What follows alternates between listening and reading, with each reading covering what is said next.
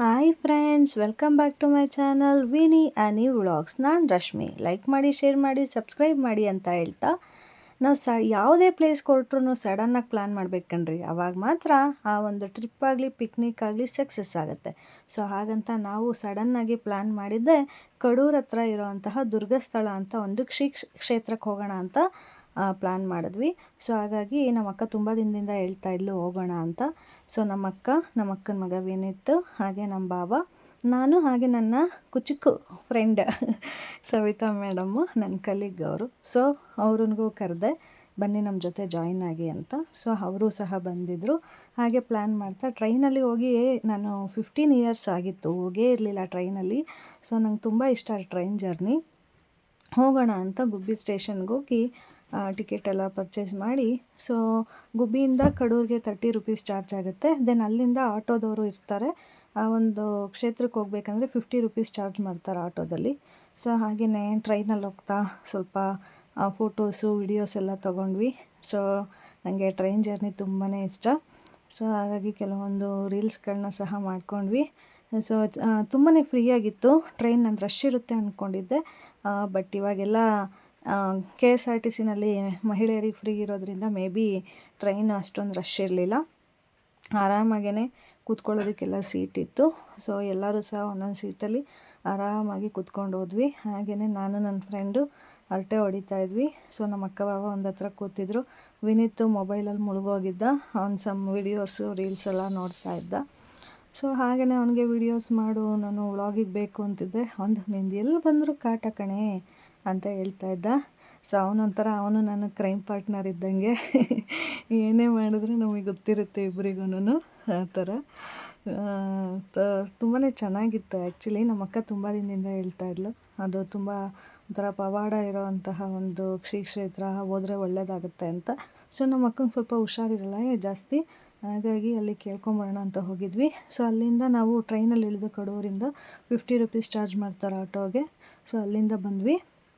ಈ ಥರ ಹೋಗ್ಬೇಕಾದ್ರಲ್ಲಿ ಹಳ್ಳ ಸಿಗುತ್ತೆ ಫಸ್ಟು. ಅಲ್ಲಿ ಇದು ಮಳೆಗಾಲದಲ್ಲಿ ನೀರು ಹರಿಯುತ್ತಂತೆ, ಬಟ್ ಫುಲ್ಲು ಹರಿದಾಗ ಅದಕ್ಕೇನಾದ್ರು ಬೇರೆ ಇದು ದಾರಿ ಇದೆಯೇನೋ ಗೊತ್ತಿಲ್ಲ ನನಗೆ. ಬಟ್ ಇವಾಗೇನು ನೀರಿರಲಿಲ್ಲ, ನಾವು ಸಮ್ಮರಲ್ಲಲ್ವ ಹೋಗಿರೋದು, ನೀರೇನಿರಲಿಲ್ಲ.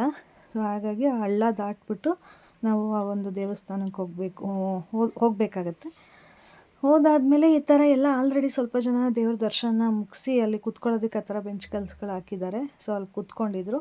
ನಾವು ಸಹ ಒಂದು ತಾಯಿಯ ಒಂದು ದರ್ಶನ ಪಡೆದು ಪೂಜೆ ಮಾಡಿಸೋಣ ಅಂತ ಹೇಳ್ಬಿಟ್ಟು ನಾವು ಸಹ ಹೋದ್ವಿ. ಅಲ್ಲಿ ತುಂಬ ಜನ ಬಂದಿದ್ದರು. ಅಂದರೆ ಆ್ಯಕ್ಚುಲಿ ನಾವು ಹೋಗಿದ್ದ ದಿನ ಬಕ್ರಿದ್ದು, ಆ ದಿನ ಸ್ವಲ್ಪ ಕಡಿಮೆ ಅಂತಲೇ ಹೇಳ್ಬೋದು. ಅಲ್ಲಿ ಅಮಾವಾಸ್ಯೆ ಹುಣ್ಣಿಮೆಯಲ್ಲಿ ಹಾಗೆಯೇ ಮಂಗಳವಾರ ಮತ್ತು ಶುಕ್ರವಾರ ತುಂಬ ಜನ ಇರ್ತಾರಂತೆ. ಫುಲ್ಲು ಅಲ್ಲೇನು ಪ್ಲೇಸ್ ಇದೆ ಫುಲ್ಲು ಕವರ್ ಆಗಿಬಿಡುತ್ತಂತೆ. ಹಾಗಂತ ಹೇಳ್ತಾಯಿದ್ರು, ಇವತ್ತೇ ಕಡಿಮೆ ಜನ ಇರೋದು ಅಂತ. ಬಟ್ ನಾವು ಹೋದಾಗಲೂ ಸಹ ಜನಗಳಿದ್ದರು. ಸೊ ಆ ಒಂದು ದುರ್ಗಸ್ಥಳದಲ್ಲಿ ದುರ್ಗಾ ಪರಮೇಶ್ವರಿ ಇದ್ದಾರೆ ಮತ್ತು ಗಂಗಮ್ಮ ತಾಯಿನೂ ಸಹ ಇದ್ದಾರೆ.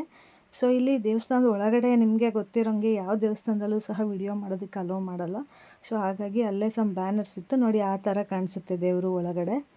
ಆ ಥರ ಒಂದು ನಾವು ದೇವರ ಒಂದು ಮೂರ್ತಿನ ನೋಡ್ಬೋದು. ದುರ್ಗಾ ಪರಮೇಶ್ವರಿ ಹಾಗೆ ಗಂಗಾದೇವಿ ದೇವಸ್ಥಾನ ಇದೆ ಒಳಗಡೆ.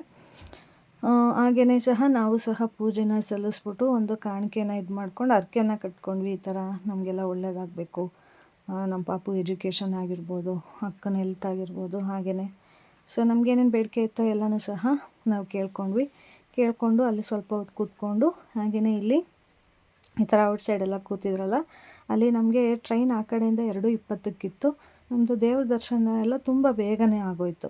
ಸೊ 1 ಅವರ್ ಇಲ್ಲೇ ಕೂತ್ಕೊಳ್ಳೋಣ ಅಂತ ಅಲ್ಲಿ ಕೂತ್ಕೊಂಡು ತುಂಬ ಜನ ಹೇಳ್ತಾಯಿದ್ರು ಅಲ್ಲಿ ಬಂದಿರೋರೆಲ್ಲನೂ ತುಂಬಾ ಒಳ್ಳೆಯದಾಗಿದೆ ಅಂತ. ಪಾಪ ಯಾರಿಗೋ ಮಗುಗೆ ಫುಲ್ ಹುಷಾರಿರ್ಲಿಲ್ವಂತೆ, ಇಲ್ಲಿ ಕರ್ಕೊಂಬಂದ್ಮೇಲೆ ತುಂಬ ಒಳ್ಳೆಯದಾಗಿದೆ ಅಂತ ಹೇಳಿದ್ರು. ಅದೆಲ್ಲ ಕೇಳಿ ಖುಷಿ ಆಯಿತು. ಆ ಕಡೆಯಿಂದ ಬರಬೇಕಾದ್ರೆ ನಮ್ಮ ವಿನೀತ್ಗೆ ಸ್ವಲ್ಪ ಇದು ಮಾಡು, ವಿಡಿಯೋಸ್ ಮಾಡು ಅಂದೆ. ಅವ್ನು ಬಾರೆ ಬಿದ್ದೀಯಾ ಅಂತಿದ್ದ. ಸೊ ಹಾಗೆಯೇ ಸ್ವಲ್ಪ ವಿಡಿಯೋಸ್ ಮಾಡಿಕೊಂಡು ಫುಲ್ಲು ಹ್ಯಾಪಿಯಾಗಿ ನಾವು ಮನೆ ಕಡೆ ಹೊರಟ್ವಿ. ಸೊ ಅಲ್ಲಿ 2:20 ಟ್ರೈನ್ ಬಂತು. ನಾವು ಅಪ್ರಾಕ್ಸಿಮೇಟ್ಲಿ 4:45 ಗುಬ್ಬಿ ರೀಚ್ ಆದ್ವಿ. ಬಾಯ್.